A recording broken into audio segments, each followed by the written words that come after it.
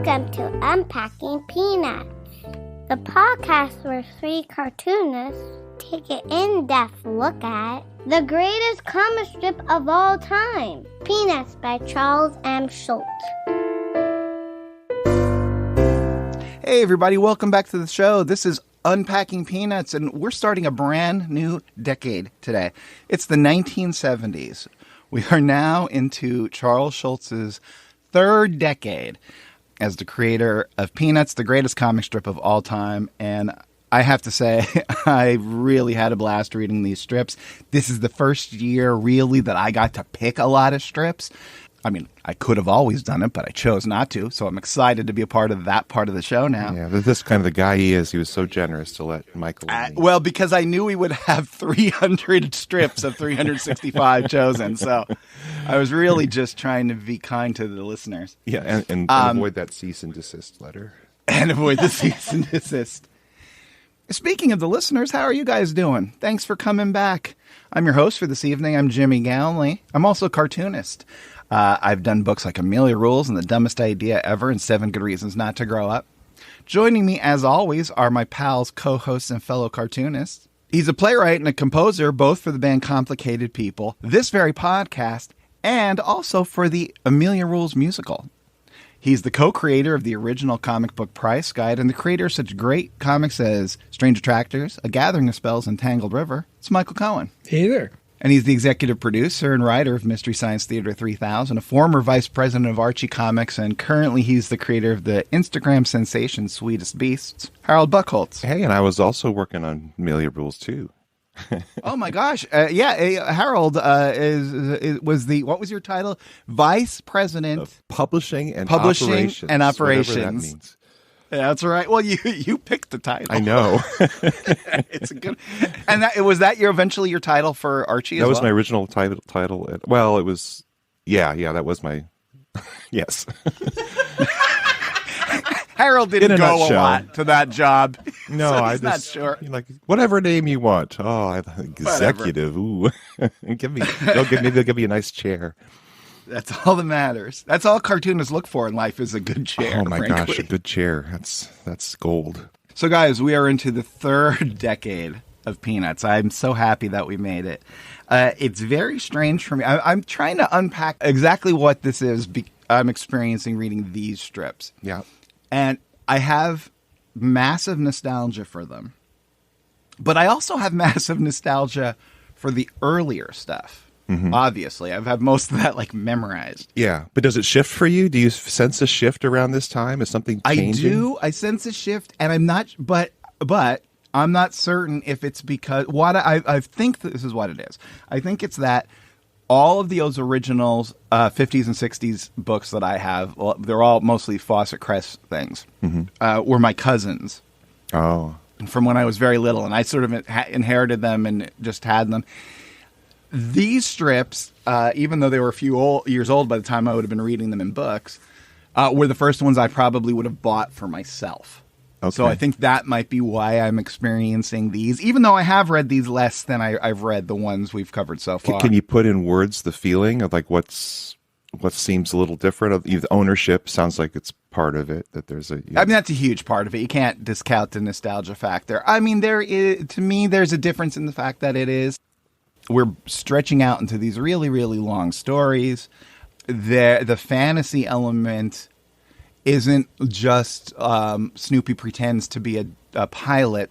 It's not even a fantasy element now. Now it's just a surreal world where surreal, and it always was, but that becomes more of a dominant motif, and some of the other stuff maybe drifts. It becomes more of an undercurrent. Right. It feels like the world has become more cohesive. Like Snoopy used to be off on his own, and now he seems to be pulled right into the world, and everybody knows what's going on. You know, if he's going to the Head Beagle, yes. Everyone knows he's going to see the Head Beagle. It's not like he's off in his own fantasy world to get away from the kids and his life. It's like all of a sudden a lot of that's pulled in to the kids' world as well. So, yeah. Absolutely. So Michael, I was wondering, from your point of view as an OG fan, how do you feel about the real dominance it feels of the long sequences at this point? Are you enjoying them? Is it too much of a change? Was there a sweet spot earlier? What's your take? Well, there aren't a whole lot, but they are longer, that's for sure. Longer, yeah. They seem also to hit a little bit more to the absurd, into absurd land. Yeah. Even though, I mean, it's a comic strip, people walking around with big balloons over their heads with words in them. So, yes, absurd. But I think it's going to another level. And as you know, there are infinite levels of absurdity. You might have known that. Oh, of course. And also, they're like you think of infinity. Let's talk about infinity for a minute. You'd think that finally, now we're getting. You'd think all infinities would be equal, since they're all endless and you can't count them. But it's not true. You can actually, sets of numbers. There's twice as many numbers as there are even numbers. They're both infinite, but one's twice as big as the other. Right. So we have levels of absurdity, which I think was part of the strip from the beginning, but he kind of had his rules. And I think he's letting some of them go at this point. In other words, even though, this is definitely not a documentary about kids growing up, but it was fairly grounded in the 50s. I mean, they're not straying far from their neighborhood. It's a little bunch of kids relating to each other, going to school. So it's not too far out, and it's starting to get a little more far out. Certain things like... Do you think that's indicative of the times of 1970, Michael? Do you think he's responding to something? I think he's decided... I mean, he's reached the level of success which is beyond anything he could have ever dreamed. And I think he's letting some of his rules go. He laid down some rules that he's... Oh, rules. I thought you were saying rolls. No, Got it. rolls. Sorry. Like dinner rolls? Yeah, don't put your elbows on the table. Oh, wait, He's no, I'm giving up getting it wrong. carbs. Well, the rules he set, some of which he violated early on and then retracted it. Okay, no adults. Kids are born and grow up to be a certain age and stop. Right. And there's a dog who can think and people can understand what his thoughts are. And also, new characters can come into the strip. Mm-hmm. And, with a few exceptions, they stay. Now we're seeing this year, I mean, he's done it a little bit in the past, but he's introducing bunches of kids who never get named. And you're sort of getting the feeling the world's expanding and there's just other kids around they don't know. And so that's kind of a change. Some of the rules have to do, and these are, self-imposed rules, of course. It seems like all the longer sequences sort of had like a 2-week limit and sort of wrap up. Right. So occasionally, maybe they'd go a little longer. Occasionally, a Sunday strip would be part of the sequence, but not very often. And now we'll see in this year, because that was your original question, there's a long sequence which kind of blends into a couple of different episodes.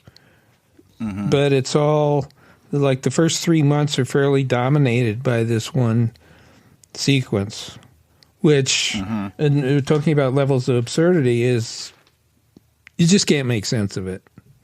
It's funny. Mm-hmm. I think now he's going, if he's, I don't think he's censoring himself as much. He's going like, yeah, this is a funny idea. Let's just go with it. Whereas before he might have thought, well, maybe that's a little too crazy. I don't think there's anything too crazy for Schultz at this point. Do you think he's building on his craziness?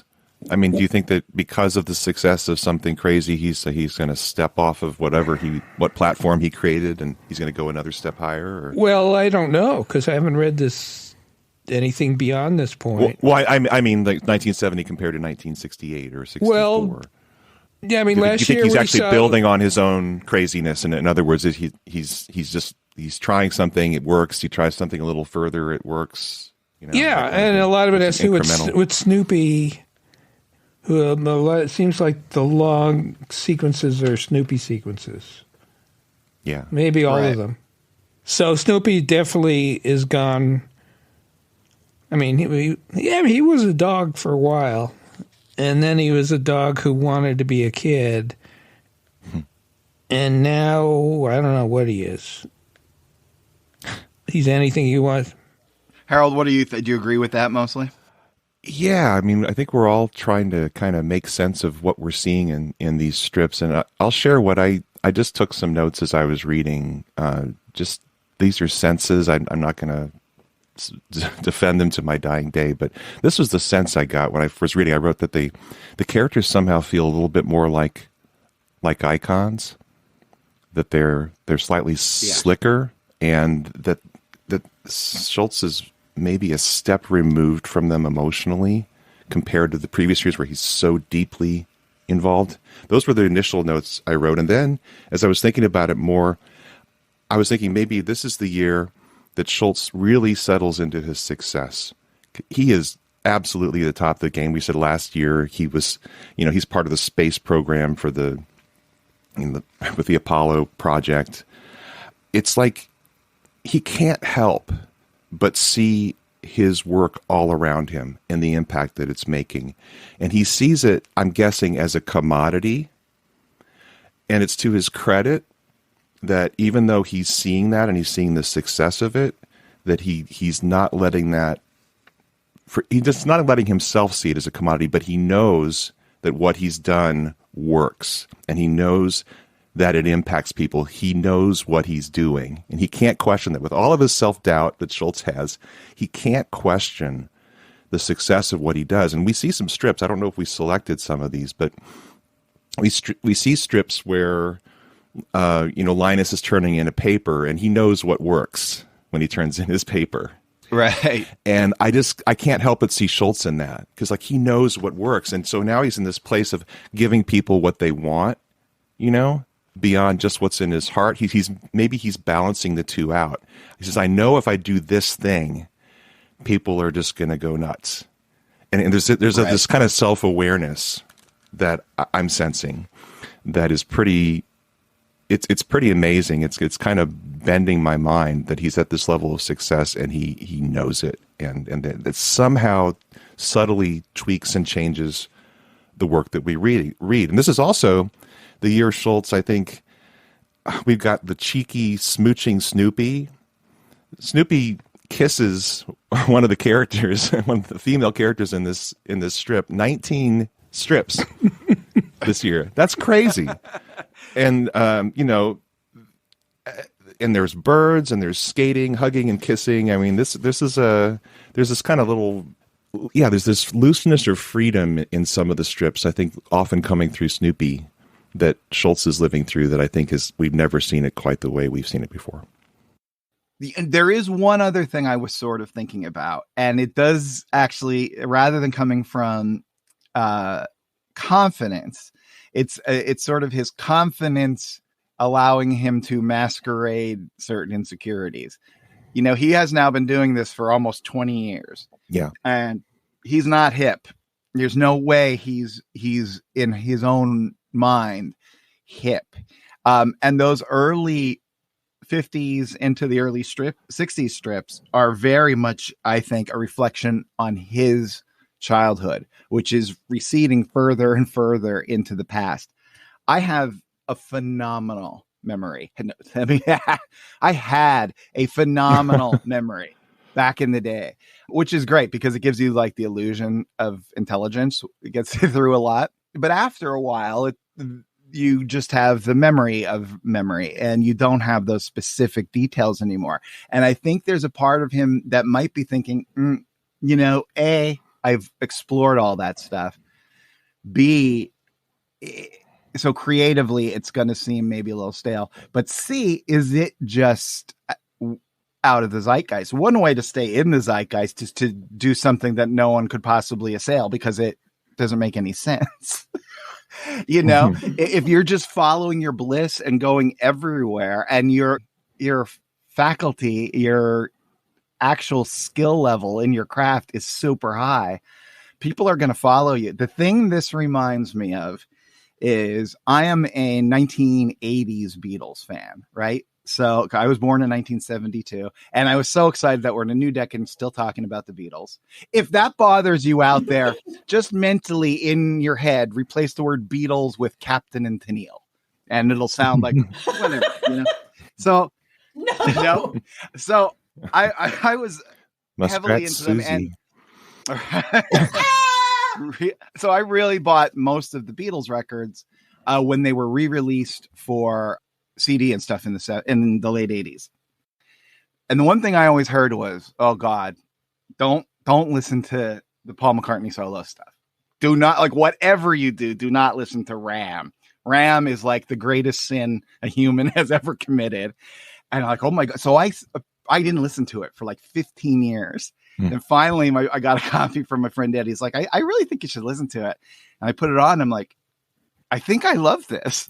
I think I love everything about it. Best solo album. It's because it's Gen X-y. And I don't know why it's Gen X-y. It just is.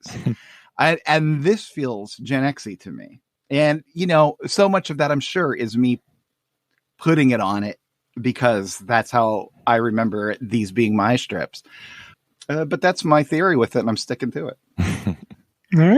All right. So how about we get to the strips? And if you guys out there want to follow along with us, there's a couple ways you can do that, of course. The easiest, cheapest way, because I know you're a comics fan, so you're looking for the cheapest way, is to go to good old gocomics.com. You fire up your old Google machine, you go to gocomics.com, type in the word Peanuts, type in 1970, and then as I read the dates, you can follow along with them. Or if you're more bougie and, you want to get fancy, you could go out and buy those Fantagraphics books that collect the entire series. That's also a very cool way.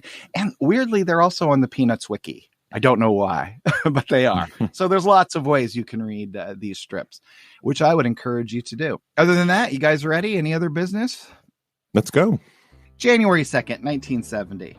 Charlie Brown and Linus are standing outside on a snowy day. Linus is reading the newspaper.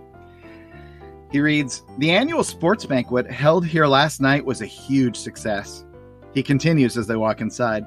"Sports celebrities from all over the nation attended. The only athlete missing was baseball player Joe Schlabotnik." Linus continues as Charlie Brown listens. "Joe apologized to reporters this morning. He explained that he had marked the wrong date on his calendar, the wrong city, and the wrong event." Linus looks at Charlie Brown and says, "He's your hero, Charlie Brown." Charlie Brown sighs. So this one I picked in just because this was like a rare crossover from the previous year where Charlie Brown had purchased a ticket to see his hero, Joe Schlabotnik, at this banquet or something. Were these a thing? Does anyone know this? That you could go and meet sports figures at banquets? I guess they used to happen. Maybe fundraisers. I don't know. Yeah, I guess so. Our listeners might know. Yeah, if you know anything about these sports banquets all the kids are talking about, let us know.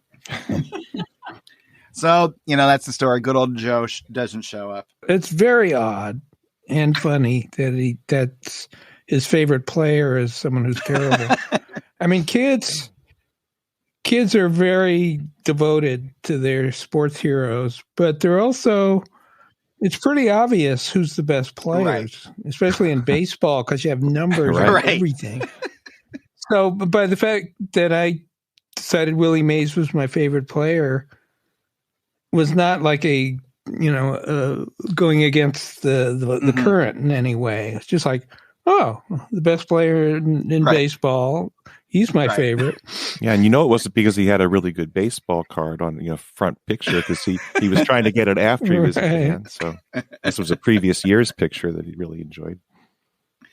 We used to love just getting the players with the weirdest name. George Vukovic was actually, there's a couple that are borderline. unpodcastable. Usually Eastern European names Yeah. for some reason were very Yeah, funny. I was the guy that would just ever randomly once a year buy. I'll try a basketball pack.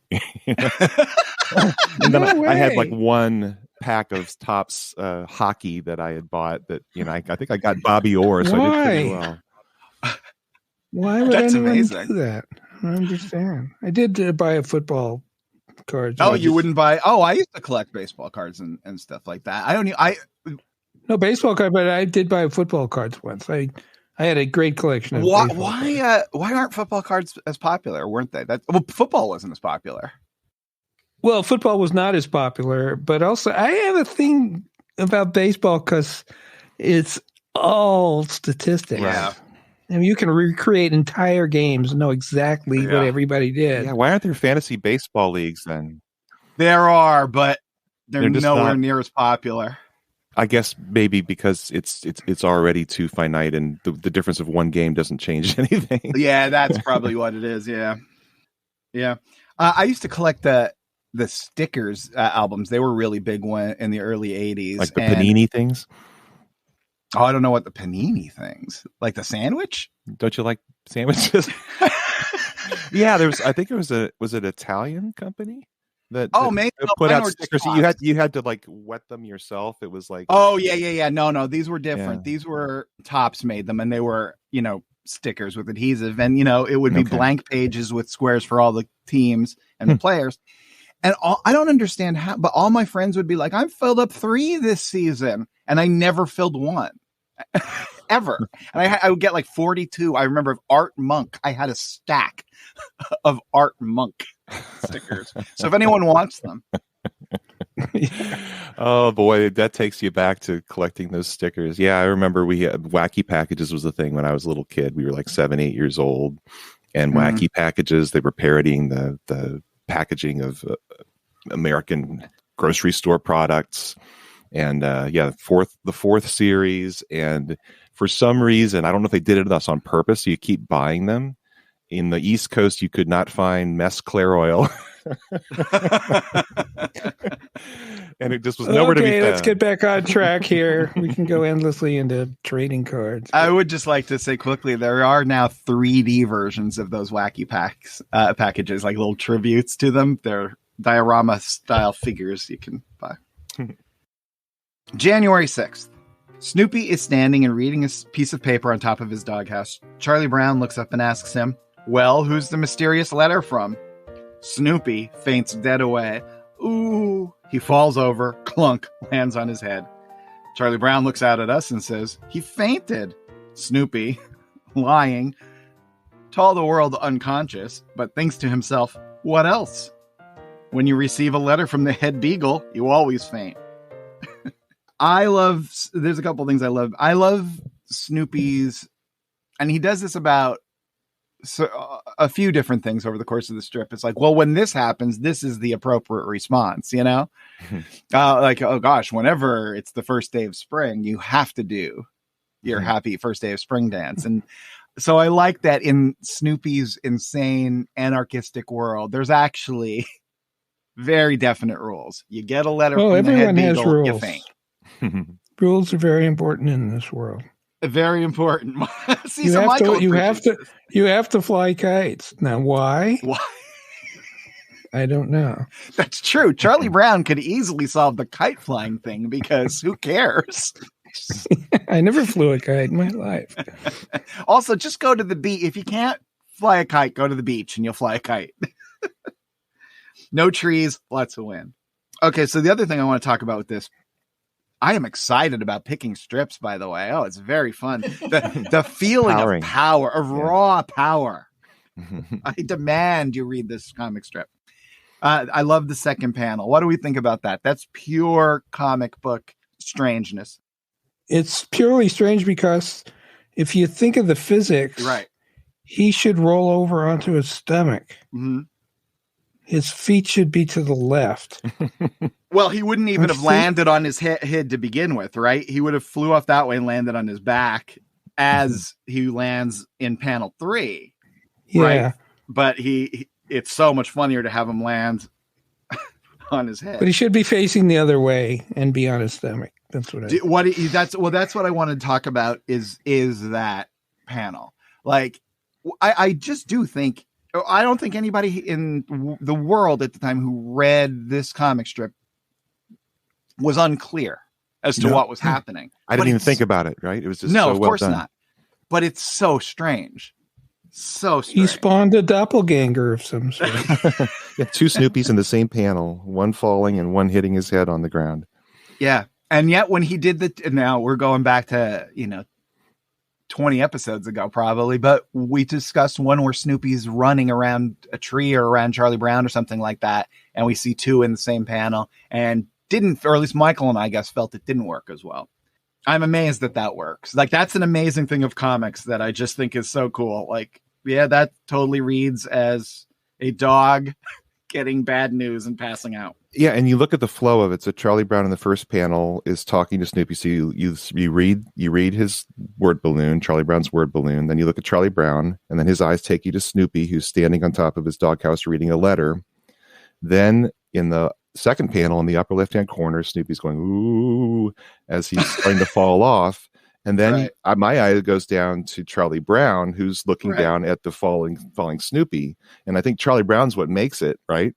It's like when you go down there, Charlie Brown's, it's like it was three different panels. It's two different panels. It is like three different panels, yes. Yeah. And that's genius. And the other thing I didn't even think about until you guys started to point this out is the way Snoopy hits his head. You'd think he hits his head because he's already fainted and knocked out. But there's also that aspect of like you're saying, this is the appropriate thing to do. So he's he's doing the right thing by falling and hitting his head. And so he's got this serene Zen-like look on his face as he hits the ground, where I get the sense that he's totally conscious. He's just doing what needs to be done. Right. Absolutely. I also really love the panels of him lying on the ground on his back because it's so familiar opposed to us from the doghouse, but now we see the ears splayed out as opposed to hanging down. It's just a cool looking drawing, especially the third panel. He looks a little maybe like if you wanted to really weird yourself out, if you flipped the strip at 90 degrees and looked at that last picture of Snoopy, you would see exactly how far off model Schultz has to draw him to get him to look that way. The head is completely smushed. The nose is gigantic. The stomach looks like something out of Twin Peaks. But when you turn it the right way, you never even notice. It just looks like a cute dog. I did notice the stomach, though. Oh, did you? Well, this must be after he just ate. Yeah, something's going on there. January 10th, 1970. Good old Charlie Brown and Linus are hanging outside, and Linus says, "What's your dog doing down at the playground, Charlie Brown?" Charlie Brown looks confused and asks, "The playground?" Then we see Snoopy in a classic pose, a soon-to-be classic pose, which will become the Joe Cool pose, is thinking to himself, "Here I am carrying out my special assignment for the head beagle." And he is, in fact, down at the playground. And we see a little girl playing on the swing. In the next panel, we see two little girls playing with like a kickball or a giant baseball, perhaps. Snoopy walks by them saying, "I'll be on duty here all week." Then, with his arms folded across his chest in the background, he thinks, "Whenever you see a dog on a school playground, you know that he has been placed there by order of the head beagle." Again, this is if you see this is why. It's like this is the protocol of what happens in a situation involving the head beagle. And we used to regularly have stray dogs come onto the playground at school. And I always think, oh, they're put here by the head beagle. Must be something going on. That and the casual now integration of the strip in panel 3 with the little black girl, I think is great. And should bring us to mind, once again, of my favorite quote of all time.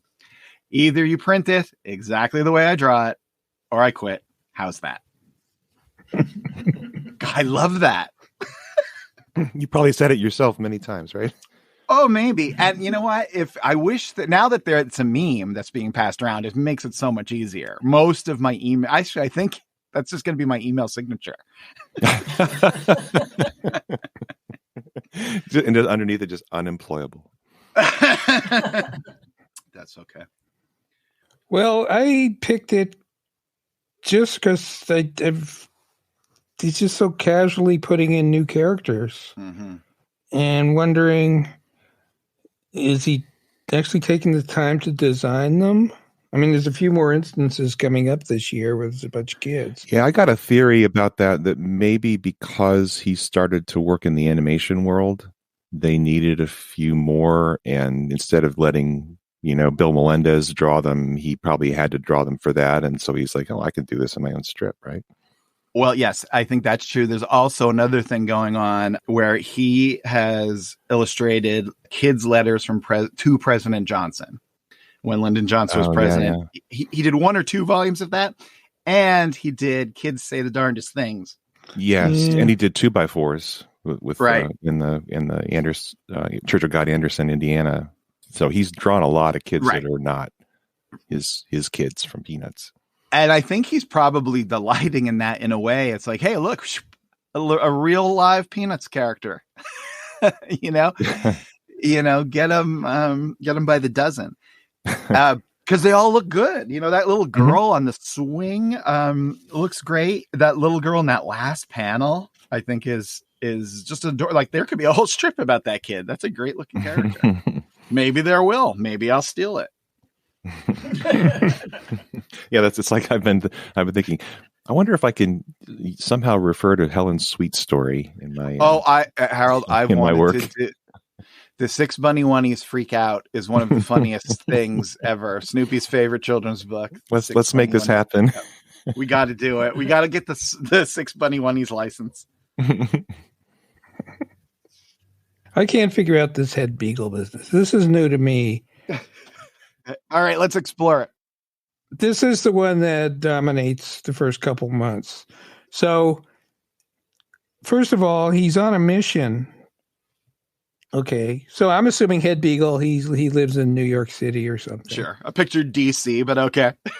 Okay, in some kind of tower. Right. So, what? Snoopy is assigned a mission, but he's hanging out in the playground. Mm-hmm. Okay, that's weird. And then, whenever you see a dog, now I would have thought that the head beagle is the guy in charge of beagles, but apparently he's in charge of dogs. Yeah. Okay, I'm just gathering information here. What the heck's going on? Now, this will never fully make sense, and we'll talk about it a little later going forward. I think because this is his first attempt at branching out in this particular direction. At some points, he starts making a few missteps, and I think he then puts it aside for a while. When he comes back to it, it's more towards that abstraction that the earliest strips of it are. Yeah. Because I envisioned the head beagle living out in the woods, and I equate it somehow with the twilight bark of the 101 Dalmatians. Oh, yeah. Wow. I thought you were going to say you equated somehow to the Twilight Saga. And then suddenly at this point, I found out Harold was like, oh, Jim, you didn't know this? I'm a massive Twilight fan. Come on. It would just cut to me, staring at the sunset, rethinking everything I thought I knew about life. That's the other project we'll have to do is a little strip with Snoopy kissing Bella on the nose. Bella song. My kids never read Twilight. That's like a great accomplishment. That's a win for you. You're saying? That's a win. Yeah. I was on a book tour for Teenage Guide to Not Being Unpopular, and the lady who was driving, they have these things called author escorts, which, by the way, if you're ever in Vegas doing a bunch of signings and you stand out front and you say, oh, I'm just waiting for my escort. No, don't do that. That's not what they think you mean. However, when I was in Seattle, I had this author escort, and they drive you around everywhere. And she had been Stephanie Meyer's author escort like the month previous. And she's like, oh, the people were grabbing at the car and trying to stop us. And there was an overflow of people out into the street. I'm like, well, you are going to have an easy week, lady. There was sparkly vampire dust all over the windshield. You're going to have a lot of time to think, maybe get some paperwork done. You are not going to need to put your life on the line this week. January 16th. It's a snowy day. Charlie Brown comes up to Lucy's house and says, shovel your walk for a quarter? Lucy answers, what if it snows tomorrow and covers up our walk again? Do we get our quarter back? Charlie Brown says, no, by then I will have spent it in riotous living. Lucy leaves. I assume slamming the door behind her, saying, forget it. You picked this one and I picked this one. Occasionally he comes up with a pretty good comeback. Yeah, his deadpan comedy has never been better. I think this is Charlie Brown's funniest comeback in the 20-year history. Oh, so funny. And again, perfect for the publishing world. This also, you could say to any editor, no, you're not getting your advance back. I spent it on riotous living. I'm just kidding. My agent would never sign a contract where you had to give your advance back. I don't want to slander her.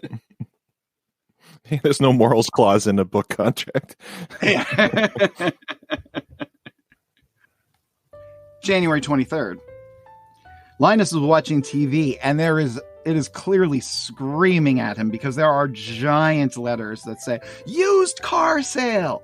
Yes, you heard it right. You've never seen such values. Linus's hair is being blown back by the volume coming from the TV, and it keeps getting louder. Come down to our showroom now. Don't delay. Come down now. Now is the time. Now, now, now. Linus is now basically gasping for air, having been knocked off his little beanbag chair, and yells out for anyone, help. I picked this one. I did too. So this was universal, right? This was not just picked LA. This one. I picked this one as well. Yeah. This was the thing. This reminds me of Pfeiffer. Okay, it's Pfeiffer lettering through and through. That's why I picked it. Pfeiffer, and then it goes from Pfeiffer to Dave Sim. He steals this, and then I steal it from Dave Sim. So yeah, this was thrilling for me to see. So all three of us picked this strip. That's pretty rare. Yeah. Wow. This is. Is that why you were thinking, Michael? Well, I could just see one of Pfeiffer's characters sitting there, in exactly the same position. Yeah. It would work. Yeah, or maybe like curled up in a ball in the last one. Yeah. Yep. I totally thought Pfeiffer as well. It's funny. I thought of the Maxell ad, the famous Maxell ad. Oh, I thought of the Maxell ad too. Absolutely. With the kid sitting in the chair and the hair blowing back. Yeah. Absolutely. But I just laughed out loud at this one. That's why I picked it. I did too. Now, I don't know if this is the case, but I mean, this was a fact that the television commercials were recorded and mastered at much higher volumes than the shows themselves. I don't know if that's the case anymore on things like streaming, but he probably passed some legislation. FCC is checking on you. You can't overmodulate. I don't know. You're giving people heart attacks here. Well, screaming was just a big part of commercials in general. Oh yeah, Billy Mays really brought it back. Oh, the ShamWow guy, was that him? Yeah, OxyClean and OxyClean, right? That's right. It's like he doesn't speak at a normal volume. That's not possible. He came to our TV station that I worked at years ago for some reason. I don't remember why. Really? Yeah, I have no idea why. Lost to the mystery of. It's like I said, I used to have a great memory. January 29th. This is the middle of a sequence. Peppermint Patty is calling Charlie Brown. Hello, Chuck. I need your help. I need someone to talk to. She continues. Guess what happened? They won't let me wear my sandals to school anymore. It's against the dress code. What am I going to do? I need your advice. Charlie Brown. Well, I don't know. Thanks, Chuck. Click. Charlie Brown in the last panel. lets the receiver just hang limply at his side as he looks out to us and sighs. Let's go ahead and continue. I'm going to read the next two in this sequence, and then we'll discuss them all together. So the sequence continues, January 30th. Now Peppermint Patty is out talking to Snoopy, who is wearing a stocking cap. And Peppermint Patty is kneeling and talking to him, so she's on his level. And she says, I saw a pair of sandals in a store one day, and I asked my dad if I could have them. He said, you most certainly may have them because you are a rare gem. Now they say I can't wear them to school anymore because of the dress code. What am I going to do? I love my sandals. A single tear falls from Peppermint Patty's eye. Snoopy kisses it away and confirms that in the last panel by saying, I kissed away a tear. Big smile. A big smile on his face. Now, I suspected this was an obscurity. Oh. Is that the title of a song? I kissed away a tear? Probably. Yeah. It's not a polka because it would be the I kissed away a tear polka. Yes. And you know that. It's just a weird thing to say. Well, why don't you Google it, you blockhead? I'm going to Google it right now. If it's not, I think Michael has an assignment. Oh, yeah. No. Kiss Your Tears Away by the Smithereens. Oh, that Off Their 11 album. That's fantastic, that album, by the way. But that's later, I assume. Yeah, like 20 years later. 2011. All right, so it's not a song. It's just a weird No, thing. wait. I'm still Googling. Oh. Hang on. I didn't use quotes. Let me try again. And it did. I kissed away a tear. Just hit the Shazam button and hold it over the strip. The first thing that comes up is some sort of lyrics of a song called Nelly. And then the next thing that comes up is Peanuts by Charles Schultz. What year is the Nelly song? Unclear. It just struck me as a very odd. See, to me that just slipped in like nobody's business. I had no trouble at all with seeing Snoopy say that. I thought, well, of course he said that. That's probably because I'm always talking about smooching and stuff. So that's just me. Harold, you randy son of a gun, you. Wow. Reading your Twilight books, kissing people willy-nilly. It's like I don't know you at all. And Diana's going, duh. Oh, boy. January 31st, we continue. Now Peppermint Patty is sitting on the curb and she's talking to both Linus and Snoopy. She says, they say it's the school dress code, Linus. She continues, I can't wear my sandals to school anymore. I'm really upset. Another tear. She sniffs. Another kiss from Snoopy.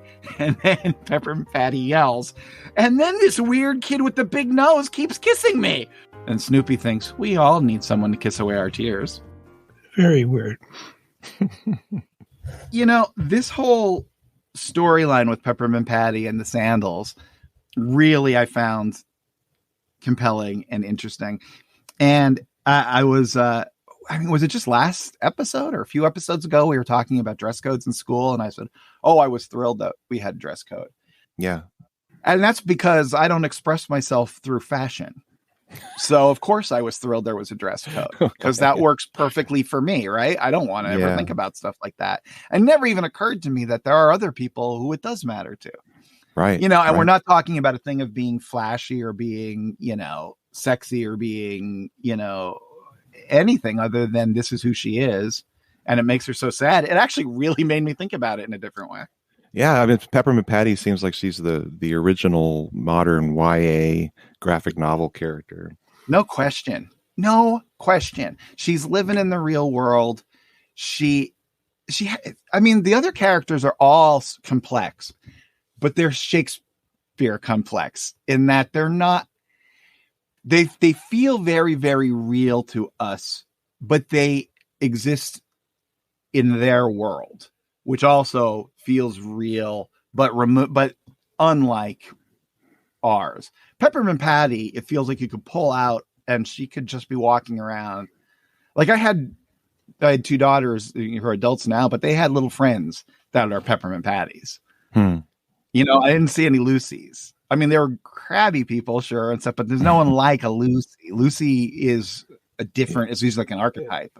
You know? Right. Yeah. Like she's in a Greek tragedy or something. Yeah, it's exactly like that. Yeah. And where Peppermint Patty is just like, I skinned my knee and that really stinks. Do you guys like Bactine or whatever? It just all felt very real and of the time. Yeah. And I really like that also coming out of Schultz layered on top of these characters. I think it really works well. And it just seems right for the time when he made it. And yeah, I'm just kind of, once again, I'm in awe of Schultz that he as he tweaks it, he seems to be, it's like he's gathering things into his strip and making it bigger and more rich. Yes. If I can be a little negative for a second, sure. If you don't mind. We got tons of time, Phil. So. All right. I really don't like him persisting in this thing where she thinks Snoopy is a kid. I mean, that's absurdity level 3, clearly. Well, I don't, but okay. Yes, I hear what you're saying, but like if you're Peppermint Patty, let's imagine for a second, we're living in the Peppermint Patty verse, right? And she goes to another, and there's no Snoopies, and there's this ugly kid playing shortstop. Like, all right, I think she has every right to think of him as a funny looking kid with a big nose as much as she does a beagle. He looks no more or less like a funny looking kid with a big nose than he does a beagle, except the tail, maybe, and the nudity and the dog ears. But other than that, I think this is a flawless theory on my part. Well, then this weird kid with any clothes on keeps kissing me. Yes, and she's only mildly annoyed, so I don't know. Oh, but my God, and then this weird kid with the big nose keeps kissing me. Cracks me up. Just cracks me up. The thing I think that's cool about it, again, is, so what age Schultz would have been? He was like 27 in 1950, so he's well in his 50s at this point. And 40s, right? 40s. Oh yeah, I'm in 40. Sorry, he's approaching his 50s at this point, and this feels like this was something that was either in the zeitgeist or being dealt with either at his home or in the neighborhood or whatever. This issue of like dress codes and stuff like that, and it feels like this is his thoughtful response to it. And what's great is that he feels bad that Peppermint Patty feels bad. I think that's his legitimate response as an artist, and I think that's great. And we didn't include it in the selections, but we see Franklin, who basically sums that up, that says any rule that makes a little girl cry is a bad rule. And in 1970 America, a little black boy saying that has a lot of impact. That's a powerful thing. Mm-hmm. He's still great. It's crazy. Yeah, but I think it is a sad, touching strip about the situation she's in. And then he needed a gag, which really had nothing to do with it. Mm-hmm. I mean, I'm fine with a Peanut strip with no humor in it whatsoever. Which gag are you objecting to? Snoopy smooching her? Or? Yeah, the last panel. I mean, it ends with a joke, but I'd be happy with it if there was no joke. I mean, he's done it before with Charlie Brown with the little red-haired girl. It's just pathos, like a strip that is just sad and there's no joke. That's great. Okay, well, what if it were, by the way, I can't believe we are like an hour into the show and we're in January. Me picking strips might be a bad call. But since we're going deep, let's go deep. Going back to January 30th. So as just like a little experiment, Michael, what if we took away the I kissed away a tear panel and just had that be like a silent moment, like maybe Snoopy leaning his head on her shoulder or something like that, but no dialogue? I would like that. Yeah. I mean, it would be definitely new for a funny comic strip not to even attempt a joke or something funny in the last panel. And you know what I think? And this, I think, goes back to the last episode when we recorded. We were talking about how if you do a kid strip like Amelia or Calvin and Hobbes or, anything else, you get to start post Schultz, which is amazing, right? Because for me to come up with a fourth panel that makes it slightly more modern or whatever is so easy because it's like putting in the last piece of a jigsaw puzzle. But he not only put all the other pieces together, he, painted the original painting and cut the pieces out himself. It's wild. And it's interesting that you're objecting to, the Kissed Away a Tear seems odd. And yet that is, like I said at the beginning, that this Snoopy kissing a girl in the strip happens 19 times this year. But something's going on. Something is going on in Charles Schultz. Oh, no. What I will just say is there is something going on in his life. What's going on in the kissing thing is Snoopy knows that Lucy hates it. And that's why he's doing it, because she thinks it's disgusting. I think but not with Peppermint Patty. Right. No, this is different. But the rest of them are Lucy, I'm pretty sure. Oh, well, actually, the very first... He's doing that to get back at her. The very first one this year was Frida. It was with Schroeder and Lucy in the room, but he okay, but Snoopy does not like Frida. Yeah, so it is as and I don't think if Schultz were making strips in 2023, he wouldn't be doing these strips because it would have a totally different connotation, I think. Yes, it does. But in 1970, it just seems like, again, he's like right in the zeitgeist there. And like you're saying, Jimmy, that, there is something going on in his life. And I think it's coming out in Snoopy. And it's beyond the purview of this particular podcast. But you can Google it if you want to, you blockhead, and you can find out what's going on in his life. I just did it right this second, though. And the first thing that comes up is an article from Vanity Fair, which I've never read.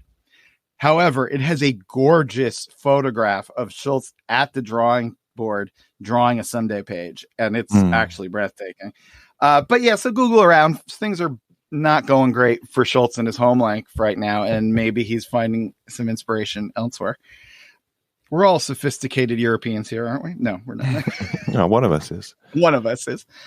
Yeah, two of us, actually. So I can't believe we're only in January, but we're going to take a break now and then come back on the other side, and we'll see how much more we can get through before we have to call it for the episode. Hi, everyone.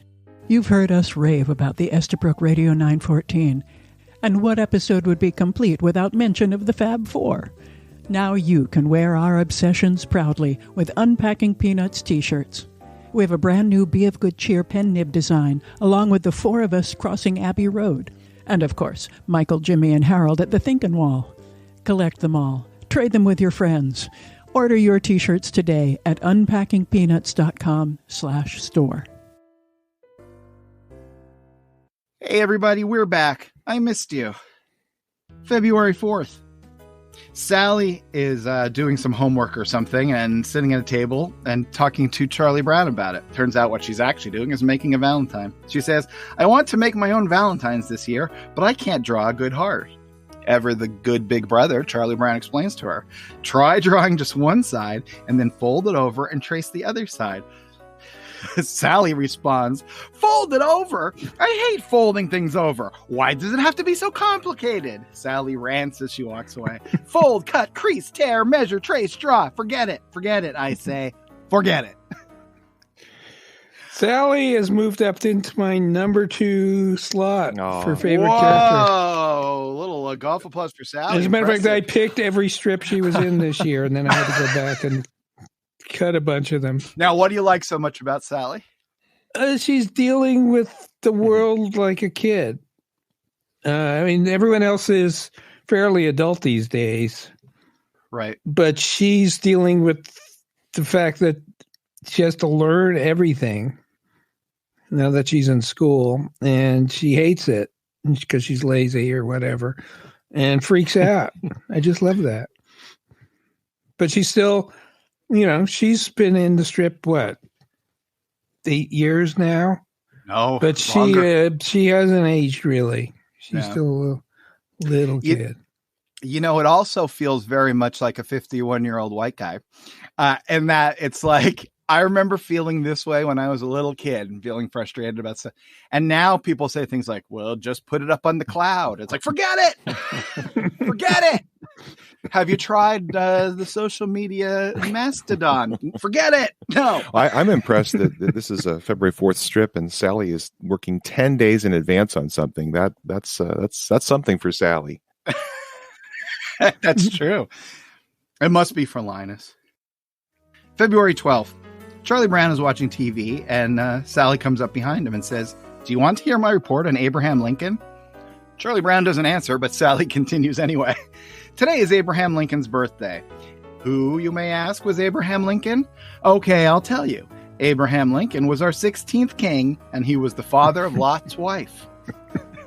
Sally says to Charlie Brown, "Do you think I should mention about his picture being on all those pennies?" "That might be interesting," says Charlie Brown. Sally says, "Do you think I'll get an A?" Charlie Brown says, "Did they give out Z's?" Bing! Second Two. great comeback from Charlie Brown. Monster comebacks. He's really growing in these years. Do you think it feels much worse to get zinged by Charlie Brown than it does to get zinged by anyone else in this world? It's surprising.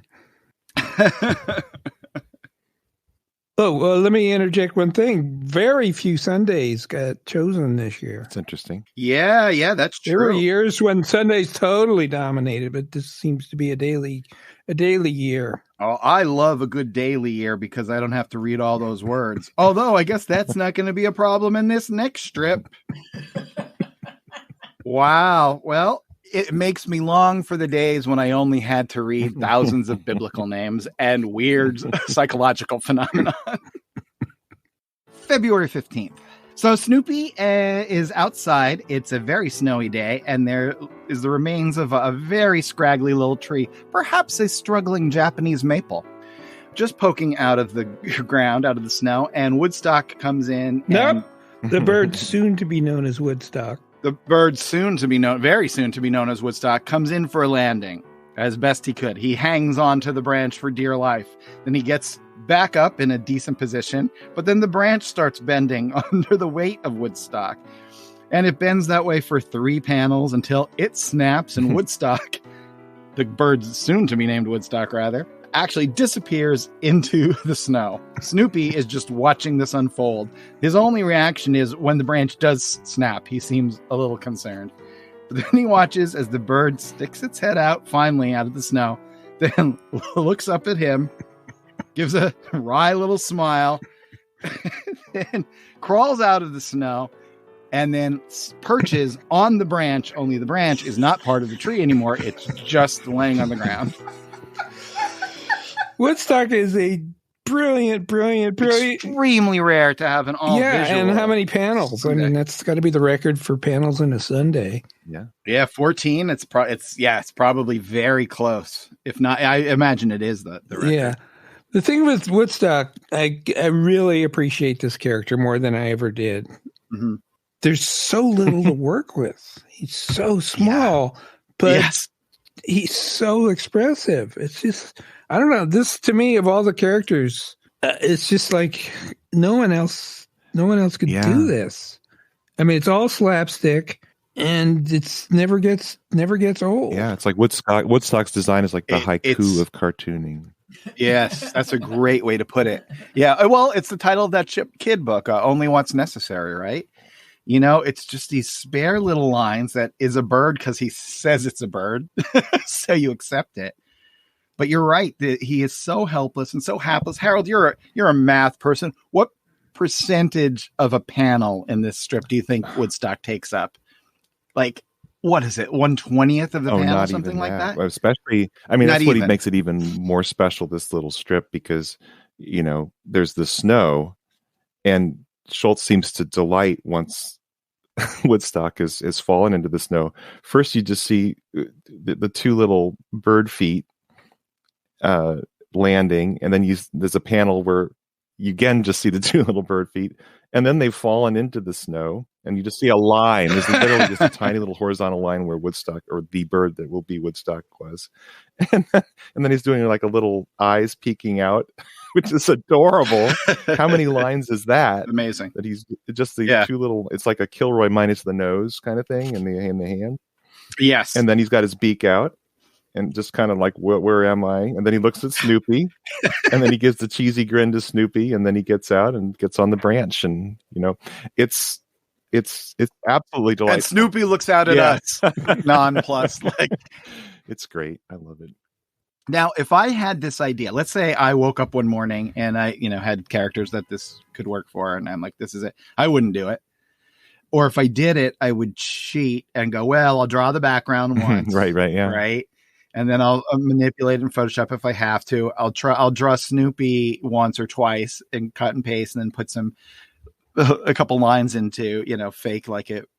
And it wouldn't be it. I wouldn't have done it. I would have done something less than this. This is I love a strip where it things just get so small, and yet it pulls you in, and it works. And they're hard to do. There's something magical about just a tiny little moment, and you somehow are able to pull an audience in. It's pretty cool. Absolutely. The other thing I just want to talk about a little bit from a cartooning point of view, we have this, which is these beautiful moment-to-moment transitions, as Scott McCloud would call them. But then if you go back to the very first strip that we discussed this year, which is January 2nd, you have this other comic book sort of, I don't know what you call it, feature, where the dialogue is a continuous piece, but the background changes. Jaime Hernandez is a genius at doing this. You could have people like, working on a car, then they're in washing their hands, then they're getting dressed to go out, and then they're going out, all while they're saying like 3 sentences. Yeah. And Schultz here is amazing in that he can switch from doing that one thing, one style, and then doing this where it's literally seconds ticking by, almost like animation. And he does them both great. March 2nd, we're now in another sequence. In this one, Snoopy himself has become the head beagle. In this particular strip on March 2nd, we just leap in and Linus and Lucy are talking. Well, Lucy's talking, and she is upset about a few things. She says to Linus, "The world is in terrible shape." Even more emphatically, she says, "And do you know why? It's all the fault of the head beagle."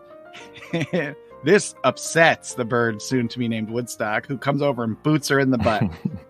In the last panel, we see the bird, soon to be known as Woodstock, sitting with Snoopy. And Snoopy thinks, "My administration hates criticism." Wow. Yeah, this is like Nixon years. Oh, but a little ahead, right? You've got your thug, this bird soon to be Woodstock. And it's so funny because Lucy actually goes flying in panel 3. Yeah, the physical impossibility. Well, yeah, I mean, because sometime this year we see him trying to kick a football, and it's like, yeah, and this bird has to be off the ground to kick her in the butt, so the physics are just mind bending. That's a really funny drawing. Yeah, it's like they take turns being fascists when they get power. I mean, it turns into Animal Farm. Power corrupts. I don't understand this head beagle business. Please explain it to me. Oh, well, good luck. Here, we'll see what we can do after March 5th. All right, it's late night, and Snoopy and his little bird sidekick are working hard on top of the doghouse. The bird's typing away some random keys, and Snoopy's looking at paper that's flying everywhere, and he thinks, "I can't do all these things. This job is too much for one beagle. Everyone wants something. Everyone complains. I work day and night, and no one appreciates it. Even my poor secretary is exhausted." And we see the bird asleep at the keyboard. Snoopy, with all the frustration we've ever seen him muster, grits his teeth and yells, "I hate being head beagle." Now he's using this decorative motif of a night sky and a big circle around the characters, which can't be the moon. Right. He uses it quite often. I think it's effective, but it does look a little jarring compared to earlier Peanuts. What do you think about that, Harold? Yeah, I think it is very effective. I didn't think about it other than it suggests it's night and he is working late with his bird secretary. But the thing that strikes me here is if I were to change up the final panel, I was just thinking, this could be Charles Schultz going, I hate being head cartoonist. Oh, I totally agree. That's exactly what this is about. This is I think there was a period where it's like, I want to be a cartoonist. And my dream is I'm going to sit at my desk every day and I'm going to draw my comic strip. All by myself. All by myself. And it'll be great. And, imagine you're going from drawing it on a little card table in your basement to renting a crappy little, studio someplace to going back and working at your school, but it's not only changing, but it's evolving and more people are coming in. The animation is coming in. The licenses are coming in. The good man, Charlie Brown, has already happened. And he has a level of pride in the work and a level of quality control that he's at least somewhat involved in all of it. And that's very different than being a cartoonist. It's actually the opposite. And one of the things that drives me nuts about the world as it is the publishers always go, one thing we're really looking for is a cartoonist who is dynamic and can go out and talk to kids and sell these books. And it's like, that's your job. The cartoonist is sitting at home writing the thing. I understand it would be, we would all love someone to do our job.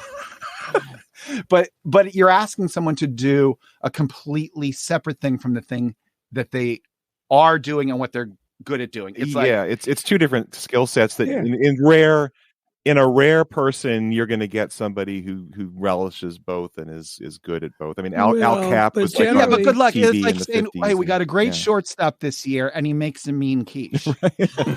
They're not related in any way. But generally, people, grow up to want to be cartoonists because they can't deal with people. Yeah, why? I think, I could just sit alone in my room all day. Why else spend 10 hours drawing a page is going to take someone 10 seconds to read?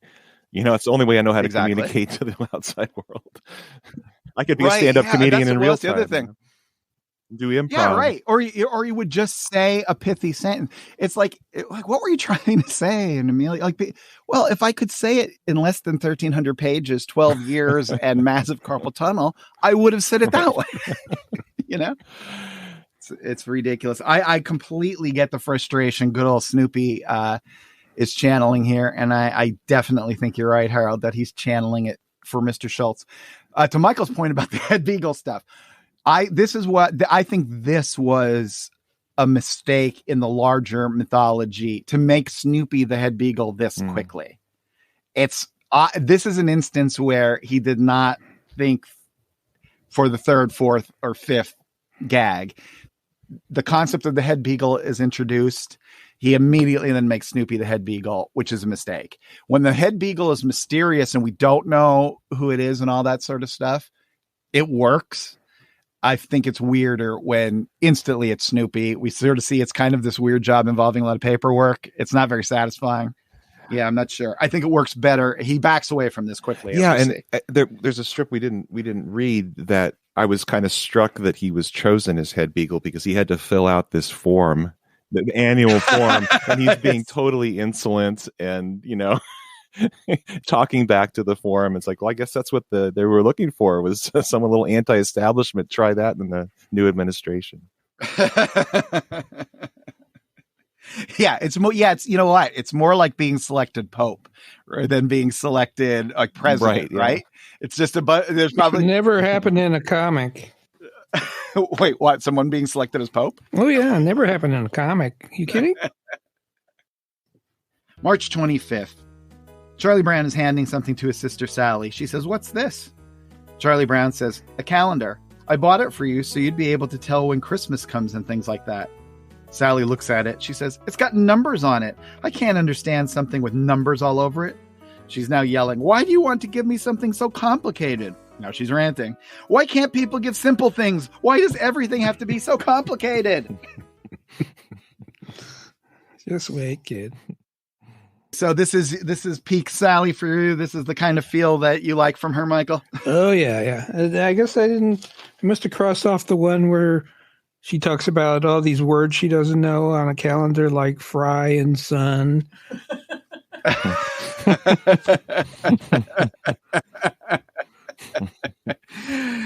Jan and Feb. What are these things? April 5th.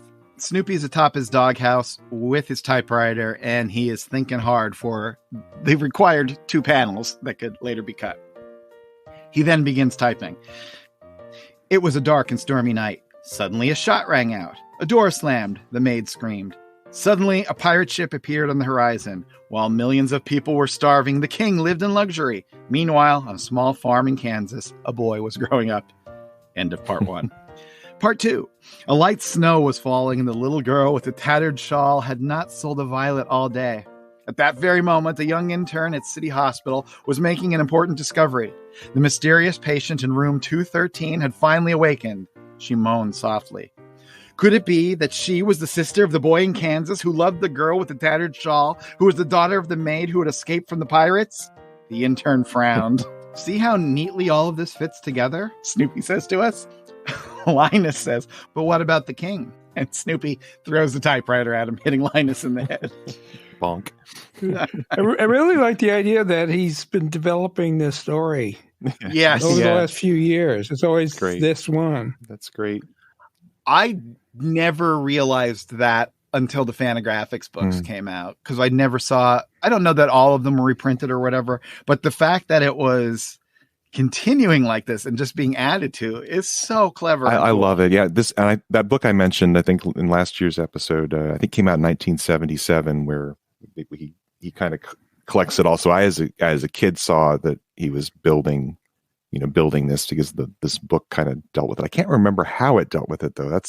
I would love to go back and see how far Schultz took it in the book form. But this one makes me laugh out loud.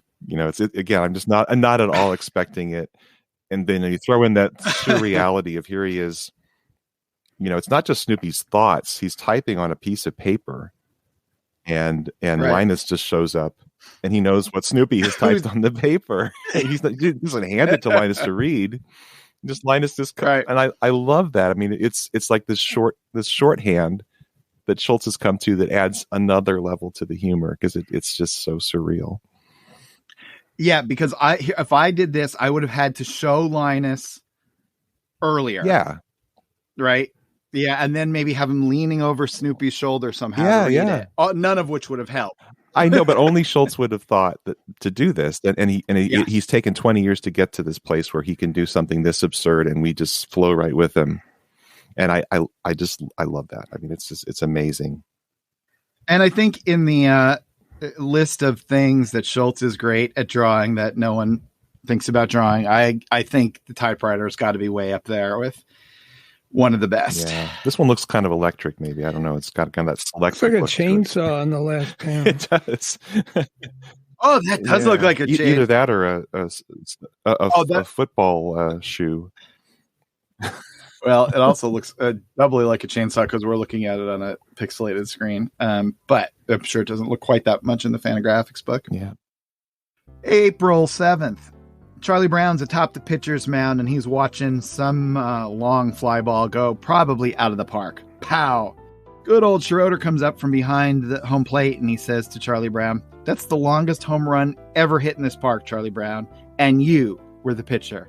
That means your name will go down in the record books." Charlie Brown says, "Look under GOAT." In quotes. Now, do you know this means the opposite now? What? Oh, right. Yeah. Well, when in this day and age, back in the old Peanuts day and age, rather, GOAT meant, like a scapegoat, the person at the bottom, the person who's the one that caused the problem. Yeah, and Charlie Brown, instead of the hero, I'm the GOAT. Doesn't mean that anymore. No kidding. GOAT is now an acronym for greatest of all time. Wow. I had no idea. No? Yeah, this is big. It's in Infinite Jest, the P-Goat, which is the prettiest girl of all time.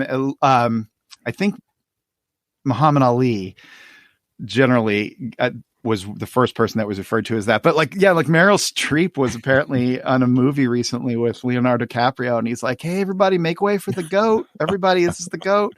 And she's like, she's no idea. Too versed in the Old Testament. She's like, "Hey, yeah, wait, I don't like any of this." But yeah, so now there's an obscurity for you now. Goat means greatest of all time. And that's what I think Charlie Brown is. I think it's just as relevant now as it was then.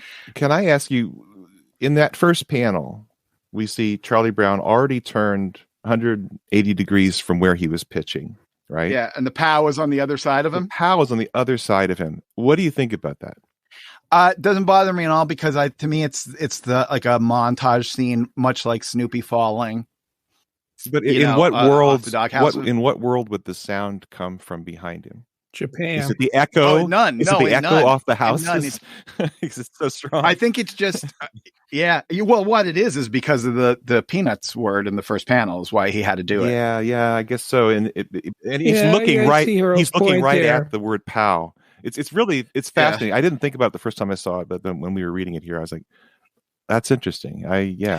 Yeah, it's like a gestalt to me. It's like the same thing with that Snoopy falling off the doghouse. Is that you sort of take it all in, but it doesn't work as a like. But it's out of sequential order in this case. It's out of sequential order. Yeah. That's a huge error. Yeah, you know what? Huge. Should we bag it? I think I've sort of the mystery and the mystique is sort of gone now. Yeah, this is a terrible script. Why are we even bothering with this? So this is the end of Unpacking Peanuts. If, though, by some miracle we decide to come back next week and continue 1970, we'd love for you guys to come along. Until then, you can follow along on the social media. We're on Instagram and Twitter. We're at Unpack Peanuts. We're also on Facebook these days, and that is Unpacking Peanuts. Now, you will never be speaking to me on Facebook. I really need you to know that. But you will be able to reach out to somebody on Facebook. It'll be one of us. And YouTube. And there's something's on YouTube now. This is exciting to Liz because used to be that our podcasts were on YouTube. And now our podcasts are on YouTube, but they're in a slightly different way. So you can do that. Be curious. Yeah, check it out. What else? Oh, you could buy a t-shirt. You could buy one of our books because we're all working cartoonists. Those are available on our website, unpackingpeanuts.com.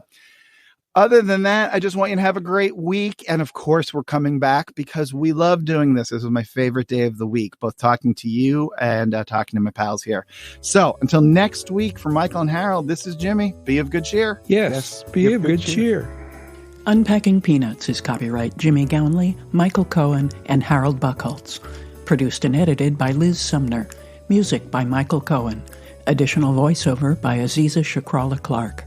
For more from the show, follow Unpack Peanuts on Instagram and Twitter, Unpacking Peanuts on Facebook and YouTube.